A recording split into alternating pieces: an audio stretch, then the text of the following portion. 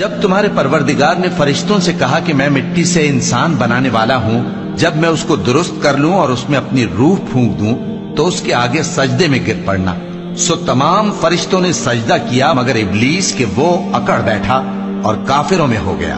اللہ نے فرمایا کہ اے ابلیس، جس شخص کو میں نے اپنے ہاتھوں سے بنایا اس کے آگے سجدہ کرنے سے تجھے کس چیز نے منع کیا؟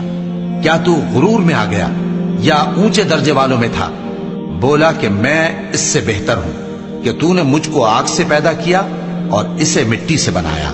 فرمایا بس یہاں سے نکل جا، تو مردود ہے اور تجھ پر قیامت کے دن تک میری لعنت پڑتی رہے گی۔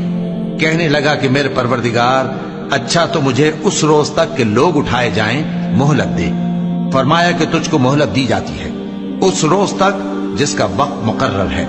کہنے لگا کہ مجھے تیری عزت کی قسم، میں ان سب کو بہکاتا رہوں گا سوائے ان کے جو تیرے چنے ہوئے بندے ہیں۔ فرمایا ٹھیک ہے، اور میں ٹھیک ہی کہتا ہوں کہ میں تجھ سے اور جو ان میں سے تیری پیروی کریں گے سب سے جہنم کو بھر دوں گا۔